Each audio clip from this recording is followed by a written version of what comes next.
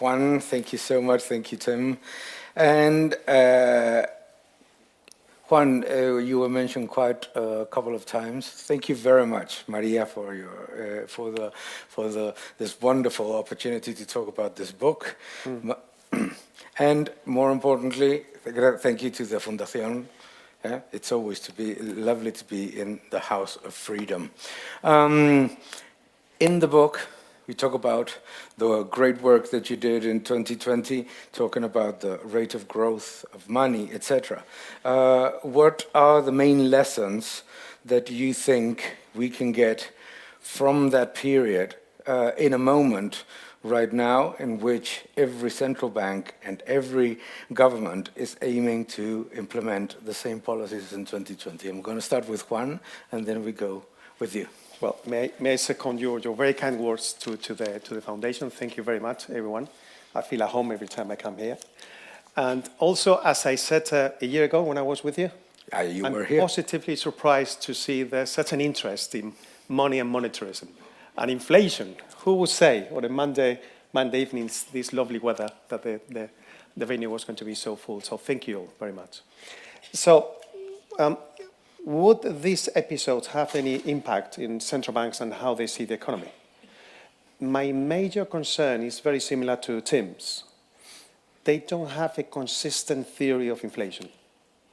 They blame whatever is happening at the time. And usually it's exogenous factors. I'm sorry, that's not enough. So it could be a combination of many policies, well, other people's policies, tools, events, outside their control, as they say. And of course, if you claim that everything is happening as regards inflation is because of somebody else's actions, you are not really responsible for it. Again, this is, in my opinion, because they don't use a consistent, valid theory of inflation, one that connects the amount of money in the economy with the inflation over the medium to long term. At least in the UK, and I can tell by experience, and Tim knows as well, they've been listening over the last few years, and now they are reconsidering, at least now they report on the relation between money and inflation over time. So that's a step forward that they didn't do before COVID. Whether they will change their main models altogether, I'm very negative about it. I don't think they will. They have an inflationary bias, in my opinion. And this is because they have forgotten about this fundamental relation between changes in the amount of money and inflation over the medium to long term. Often when we read about inflation and what is going to happen with inflation, the fears about inflation, headlines and the media talk about individual prices and relative prices instead of aggregate prices. Right. I would like to extend the question to another one, so it would be two questions, Mr. Congdon. Number one is obviously what have we learned, adding to what Juan has said, but also what can we do from the economics profession in order to remind people that relative and individual prices have nothing to do with aggregate prices, and that that is a huge problem in what causes the entire debate. You see what, for example, in Britain, the governor of the Bank of England in May 2022, when the inflation rate was 10%, over 5 times target, he told Parliament that this was caused by external shocks from the rest of the world, from all of these oil price rises and so on. So, please, Britain's only one country. Yeah. So all nations of the world are affected by the same shocks. Yeah. So would you then see the same inflation rate in all the countries of the world? No. And it's perfectly true that the USA, the Eurozone, UK, Canada, we all had these rather high inflation rates. But curiously, China and India, big countries, they didn't change their monetary policies. They didn't see a change in their inflation rates. Absolutely. And can I just say on that front that Paul Krugman, ladies and gentlemen, is often regarded as the most influential economic commentator in the world. He has a column, well, he doesn't have it now, but until a year ago, he had a column in the New York Times. And he said All the world has got the same inflation rate as we have at the moment, so it's not the fault of the Fed. Yeah. First of all, he was simply wrong. He just hadn't checked what was going on in China and India. Yeah. Or in Canada.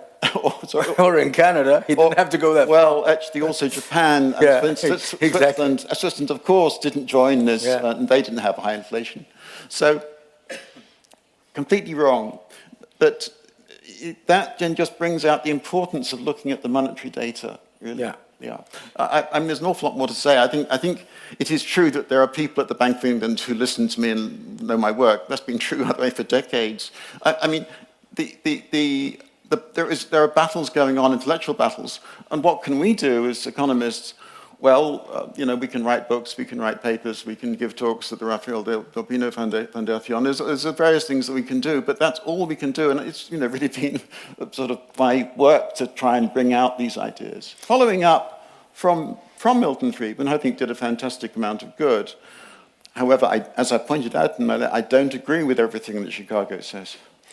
Sorry, Daniel, for clarification, your question was whether we should be putting more attention on relative prices? No.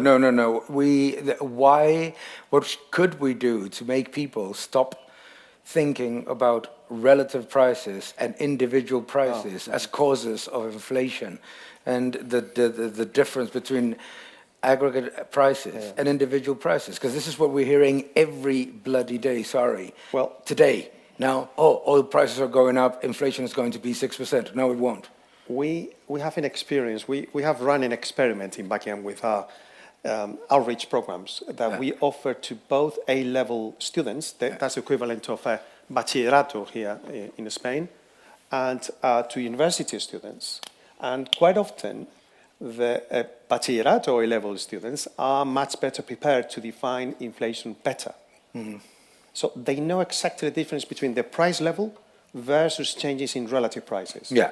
That's something that comes next in their degree, where, if you like, they get contaminated by me and my colleagues, I suppose.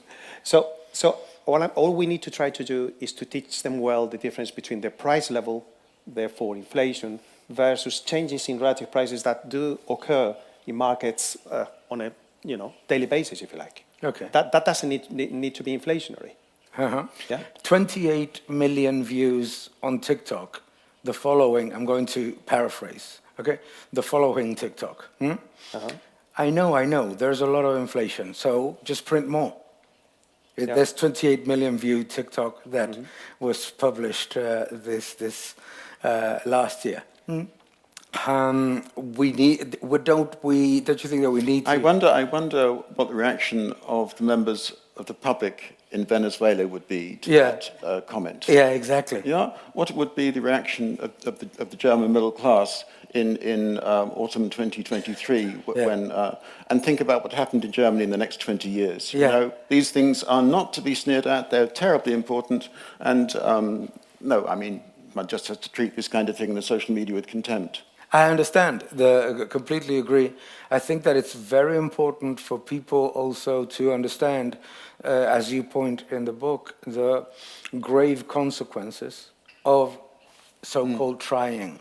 No? A lot of people think that the reason why Venezuela has hyperinflation is because they have not implemented the same monetary policy. So it's not the system or the inflationary policy, but who has implemented it. There is a lot of political debate conspiracy theorizing gone mad. Absolutely. Right. No, but let's stick it much more closer to the ground. Yeah. So we need to make it clear, be very clear about it. In our modern monetary systems, governed by fiat money, decreed by the government, theoretically, the government can print as much money as they wish. That we know, right? Everyone knows. They don't even need to print units. They can. And then it doesn't become money. Well, but they can. Then it is not money. They can print electronic. They can print currency, not money. They don't print money. Ready to be spent. I mean, currency is not money. There are 128 currencies that are not money. Yeah, but bear with me for a second, Daniel. But they can print out those electronic units ready to be used by the public. Yeah. Therefore, they can be potentially very inflationary. Yeah. So that's the reason why this book And the rationale behind it, the theory behind this is so powerful because we need to impose a limit on the ability of the government / the central bank to overissue. Absolutely. And that's something we need to repeat the message all over again. There are so many examples, case studies. So the evidence and the theory is with us. We just need to show it. Mr. Congdon, who puts the brakes on that possibility of raising the quantity of money so abruptly without consequences? Because it seems, on the one hand, that we're expecting that central banks put the brakes. On the other hand, as you rightly said at the end of your great presentation, you said governments need to balance their budgets, no? But ultimately, who is, or is there somebody that can actually, or some entity that can actually say to those two parts, or one of them, stop? Well, really the two key individuals in every nation are the governor of the central bank and the finance minister. The general experience is that, at least in the last 20, 30 years, that on the whole, inflation targeting, where there is an official regime stating an inflation target, is quite effective normally in making central banks work successfully.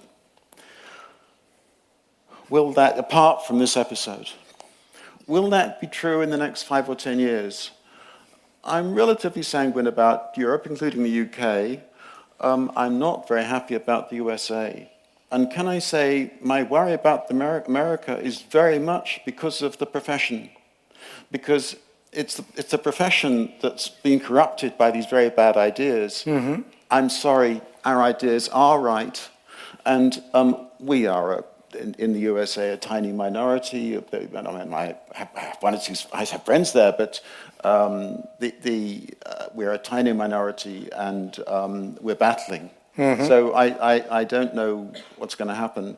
Finance ministers, I just believe in a balanced budget. And can I just say on this front that, you know, in Europe, Germany, after the Second World War, they had 2 generations that had learnt, 2 or 3 generations that had learnt. It seems to me that in Germany it's fading a bit now. And then that was translated into the Maastricht Treaty. So obviously, in a sense, the right ideas came through into this treaty. Most of our profession still doesn't, even in Europe, doesn't enthuse about the Maastricht Treaty. No? Yeah. May I just follow up on that one, on monetary policy rules in the jargon, so it's how to tie the hands of the central bank so they don't overissue. How can we come up with a credible way to tie the hands of the central bank so they don't become so discretionary? So in essence, what I want to avoid is the episode we just had, so that the central bank can expand the amount of money 5 times more than normal. No, I mean, I think there should be a mechanism in place whereby the governor of the central bank is sacked. I mean, that should be clear. But, you know, the target is exceeded by 10 times. They had no idea in their forecasts that this is going to happen. They only found out, and I know in the British case, they only really changed their tune in November, December 2020. Please, you know, I was talking about they go wrong in April 2020, for heaven's sake. They should have been fired. And of course they should have been fired. They should lose their bonuses. They should lose their honours. And we have knighthoods and so on and peerages in Britain. Lose them. Sorry, they've got it wrong. And you know, nations need to be like that, you know, to get things right. So is it a viable, a feasible proposal? You can put these things in legislation. Of course, you can. That's what I'm trying to say. Yes, whether we can support the case for legislating a monetary policy rule. You can certainly put this kind of accountability in. It's much more difficult, of course, with the finance ministers. Yeah, that is much more difficult. I agree with that, because ultimately you can have the most prudent and strict central bankers, which you may have, but if you have a government that says, "Oh, we need to, so quote unquote, support the economy, and we're going to run a 10% deficit," the central bank doesn't print any currency that the government hasn't spent and borrowed prior. There's one other thing that changes, is that the central bank is expected to create money to help the profligate, extravagant finance ministry. the finance minister and so on. But then so is the commercial bank. The commercial banking system, more and more it's required to hold government securities, more and more cash and all the rest of it. And that, of course, reduces the ability of the banks to lend to companies, households, and so on. And we are seeing that process of the growth of the commercial banks' holdings of government securities and then a fall in the ratio of lending to GDP. We're seeing that process across the industrial world at the moment. Certainly in the UK, and I think it also I did some work in the Eurozone. It's also true of the Eurozone. Okay, so let's make progress here. Generally, I want to come back home with some positive decisions or plans made here so we can implement somewhere. So it's not just enough, as we know, to have a credible monetary policy rule, but alongside we need to have a credible fiscal constraint on the ability of the government to run over deficits, because the pressure put by the Treasury on the National Central Bank to monetize is too much. Yeah, this is something I think there is consensus here among us. Yeah, Central bank independence does not survive a crisis, let's be honest. No, okay. The chipping away of the system is actually this increase in the commercial banks' holdings of government securities, which has certainly been going on, and is a sign of trouble. Absolutely. Yeah. Yeah. Okay, so here we have the Rafael del Pino manifesto already starting, you see?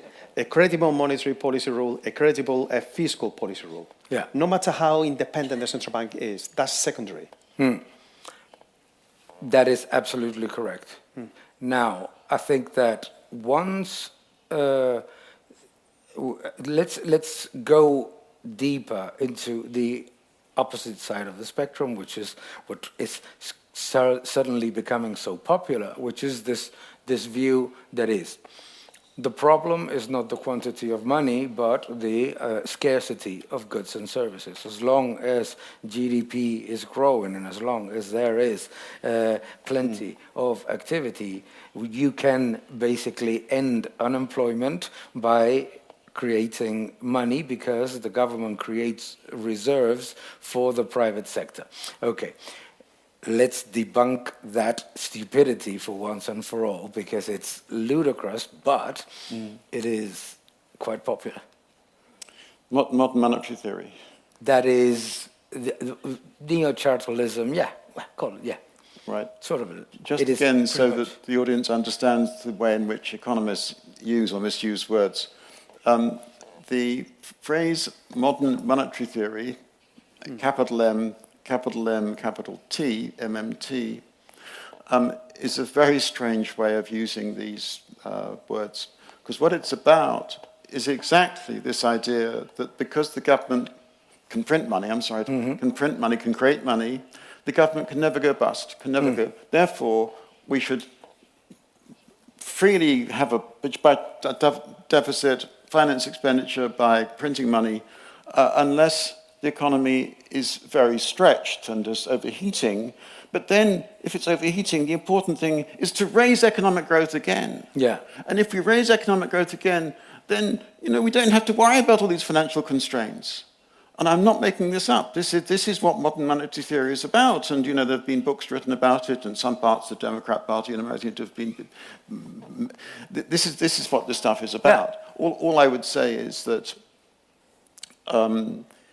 Wherever it's been tried, it's been a catastrophe. Obviously, there are many historical examples of that. That we do know what the trend growth rates of economies are, and economists are very bad at understanding why economic growth is high in some periods and low in others. And the idea that economists, three of us, for example, can suddenly raise the growth rate of the Spanish economy is preposterous. Yeah. We can't do that, and the growth rate should be taken as a constraint, as relatively stable, like the demand to hold money, and then the implication for keeping inflation down is low growth of the quantity of money. Because modern monetary theory is not modern. And it's not a theory. It's used. It's really about fiscal policy, not monetary. Exactly. And it's neither monetary. It's not modern because it's been used for centuries, and it's not a theory. I put up on my screen, broad money monetarism is really just traditional monetary economics. Yeah. small t, small m, small e. The other question is a lot within this framework. You read a lot of people that are saying, well, governments don't have any limits in terms of how much money they can create. Well, they do. No, they have the inflationary limit, the fiscal limit, and the economic limit. There is a point at which you print more money, there's not more growth, in fact there's less. You print more money and there is also a fiscal problem because the interest expense hoards the budget, and then there's inflation. Very simply, Venezuela is not an example of the rest of the world. Yeah. No, not only not Venezuela, but I think it's because one of the things that the people that defend this say is that, but you're talking about a country that has nothing to do with the United States or with the UK. We can talk about the UK, or we can talk about... The laws of economics apply in the United States, they apply in Bolivia, they apply in Europe, they apply in Spain. Yeah. So there we are. Exactly. They're the same everywhere. We have, yes. It's important to say that. Okay, now we have about 15 minutes before we go into questions, and I would pass a question to you, which is right now, what is going on right now. We started the year, you wrote about it, with quite an abrupt increase in money supply growth globally. Globally, it's running. Global money supply, I saw it this morning on Bloomberg, is running at the fastest pace since 2021. Sure. The United States, China is out of control. Out of control money supply growth, and now, with the excuse of the Iran war and the implications on global oil and gas prices, etc., what do you think would be the biggest mistakes that central banks, governments would make to address the situation? Is to allow excessive growth of quantity of money. I'm not really very original about it. Can I just say on that front, and this is a forecast, that what worries me, not so much the Eurozone and the UK, a little bit, you're correct, there's been a slight upturn in money growth in the recent, say, 3-6 months. But it's not in the Euro area, 3%, 3.3%. But in the USA, there's this large budget deficit. It's being financed by the money market mutual funds, so huge, rapid growth, 25% growth, 20% growth, money market mutual funds, really money. And then what's also happening in the US is that they're easing up on banking regulation. So banks can lend more aggressively and in this context, they're thinking about cutting interest rates. If we say there's the oil price increase because of what's happening in Iran, there'll then be in late 2027 or 2028, there'll be oil price decrease because the life of the world returns to normal. But if you look, say, in my view, say for the 4 years, 26 to 29 inclusive, you'll see the USA has an inflation problem, a higher inflation rate than we have in Europe. It's a strong forecast. I've told you why, using the same kind of framework as there. I hope we have a meeting in 2030 and see if I'm right or wrong. In China, money supply growth is brutal. Obviously, we all know that the official inflation rate in China is not correct, and that there are independent analysis of what is the inflation rate in China, which is actually almost double the official one. Okay, but still not, let's say, runaway inflation. Can I just say, I don't know enough about the Chinese economy really to comment on that. You're perfectly correct that in the last year or two, Chinese money growth has kicked up a bit. I wouldn't say dramatically, but it has picked up a bit. Doubled. Yes. Money supply growth has doubled. Okay, well, you may have different figures from me. No, but it's interesting. It's certainly increased. The point, obviously, we're not going to... I don't think it's a debate that the inflation rate in China is underestimated officially. But the point that I'm trying to get to is right now, in the current situation in which you have oil prices going up, or gas prices going up, it comes back to your book and your work. In 2022, oil prices, natural gas prices, coal, grain, all rose dramatically for a couple of months. Then fell abruptly and ended the year down year on year, Exactly. yet inflation Exactly. continued to be Exactly. rising. And that Yeah. is something, because people that adhere causation to commodities Yes. can never explain that we should have ended the year in deflation if Yeah. commodities caused inflation. Thing is, that there's the price level Yeah. of all the goods and services in the economy, Yeah. and there's relative prices, and it's perfectly possible that some prices increase and other prices fall. Yeah. And so if the quantity of money is held back, and you get a big price increase in one area of the economy, you'll get a price fall elsewhere in the fullness of time. Absolutely. Sorry, may I take back the discussion to something we didn't finish on, I believe, is we discussed quite a bit about central bank independence, the relation with the government, fiscal dominance, especially in times of crisis, which is very valid. But what are we going to do next? I mean, I really want to raise everybody's attention to how powerful the members of the monetary policy committees of the national central banks are at determining conditions that will be affecting your lives on a day-to-day basis. I'm thinking of 9 people in the UK, is it 9, the Monetary Policy Committee, making decisions on interest rates that will be affecting the rate. I'm not saying that it's the same rate, but it will be affecting the rate that will be offered when you ask for a mortgage, for example. The decisions they make about the amount of money in the economy or interest rates, it will be having an impact on the purchasing power of your wages. How much you can buy or you cannot buy from the groceries. And yet, when they got it really wrong, 5 times wrong, as compared to their target, the Bank of England was given a target of 2% inflation. Inflation reached 11.2%, more than 5 times higher. Nothing happened. Of course. So they are not effectively accountable. If something even close to that had happened to a politician in charge of the budget, he or she would be out. Well, I don't even need to imagine it. Liz Truss, it lasted for how many weeks? 7 weeks? 6 weeks, yes. 6 weeks, I'm sorry. Well, it was either 6 or 7 weeks. I'm not sure. My point precisely. So, and nothing even close happens as regards those members of the Monetary Policy Committee. Think about this. Liz Truss was ousted for bond yields that went to 4.8% with 11% inflation. UK 10-year bond yields are today at 4.8%. Nobody is being sacked or. But with this question, I'm not saying that we should be questioning the independence of the central bank as regards the decisions they make. I'm perfectly happy or happier for them to make decisions rather than a politician. I am. But that comes with accountability that we are lacking in. We don't have enough accountability. Mm-hmm.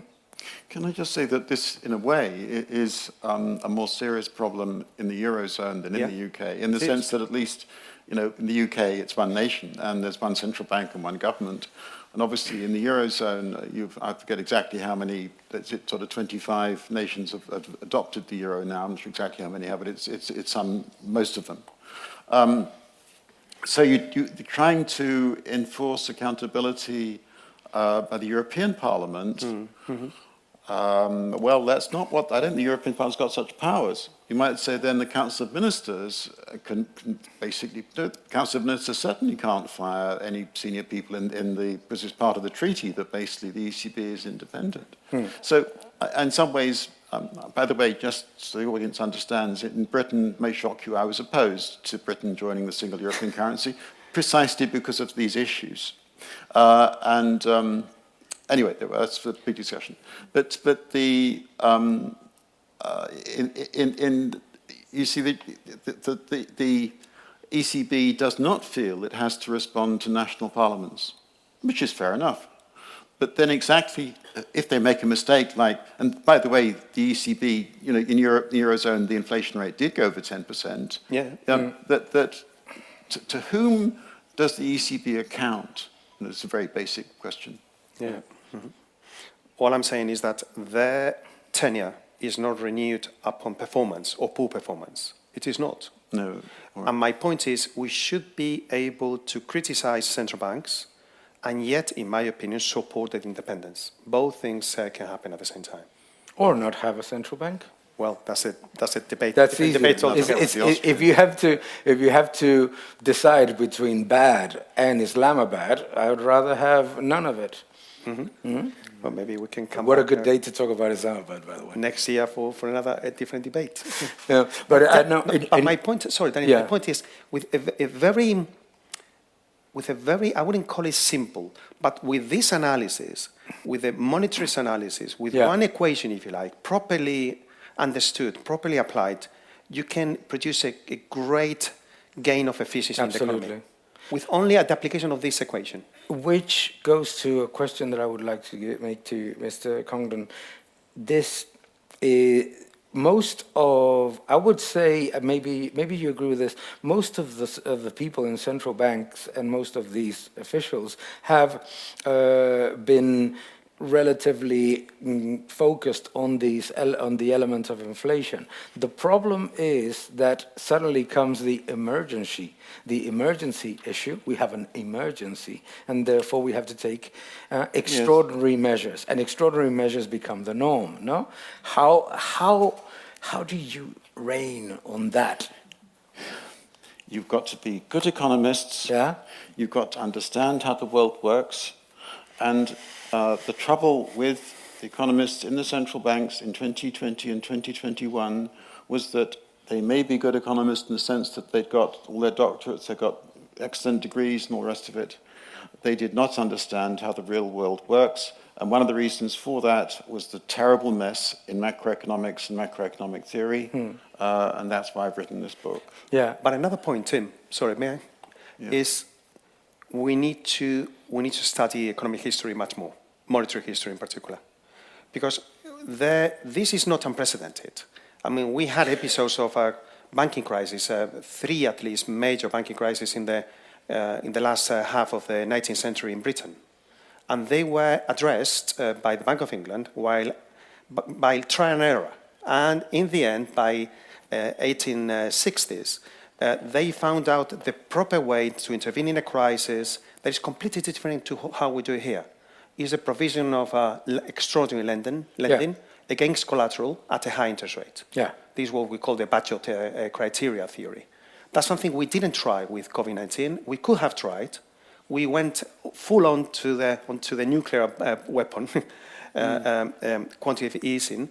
And we could have learned from the past. We could have stabilized the markets with loans. What you say makes total sense. The problem is that there's one actor that weighs between 39% and 65% of the economy that doesn't adhere to that principle, which is the state.